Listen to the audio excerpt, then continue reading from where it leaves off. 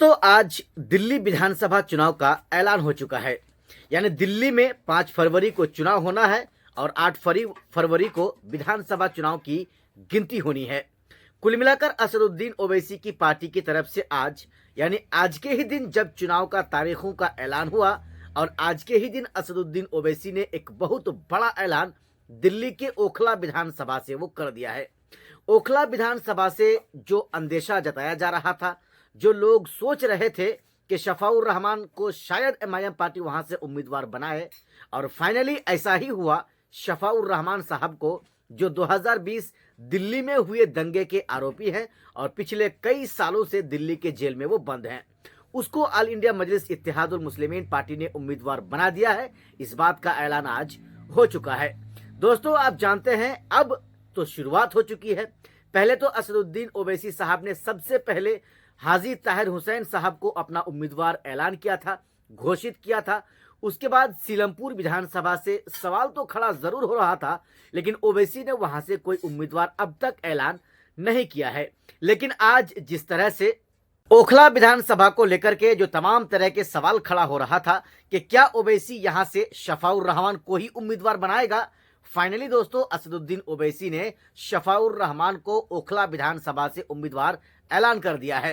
अब कुछ लोग फिर से ये सवाल बार बार दोहराना शुरू कर दिए हैं कि ओवैसी आखिर दिल्ली में हुए दंगे के आरोपियों को ही टिकट क्यों दे रहा है।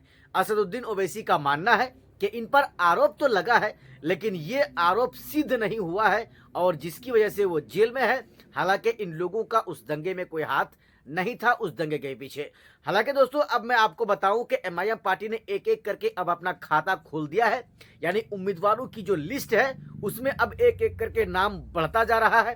पहले तो आपने हाजी ताहिर हुसैन साहब का नाम सुन रहा था, अब ओखला से शफाउर रहमान साहब का भी नाम उसमें शामिल हो चुका है। बाकी बहुत जल्द हम आपको बताएंगे असदुद्दीन ओवैसी कई और उम्मीदवारों का नाम बहुत जल्द ऐलान करने वाले हैं।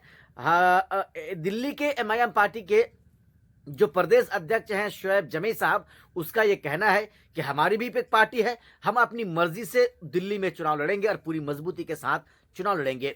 अब आम आदमी पार्टी वालों के लिए या आम आदमी पार्टी के मुखिया अरविंद केजरीवाल के लिए अब सबसे बड़ा यह एक जो है उनके लिए समझदारी होगी कि वो असदुद्दीन ओवैसी को अपने साथ में गठबंधन में ले ले और महज 2-4-5 सीटें ही देकर उनको ये कह दें कि आप इन तमाम सीटों पर मेहनत करें, इन तमाम सीटों को जीतने की कोशिश करें, बाकी आप पूरा दिल्ली को हमारे लिए छोड़ दें। अगर ऐसा अरविंद केजरीवाल नहीं करने जा रहे हैं तो ये एक बहुत बड़ी गलती वो करने जा रहे हैं और दोहराने जा रहे हैं। जिस तरह से बिहार में महागठबंधन वाले वह गलती दोबारा दोहराने नहीं चाहेगी, जिस तरह से अरविंद केजरीवाल इस गलती को वो दोहराने जा रहे हैं।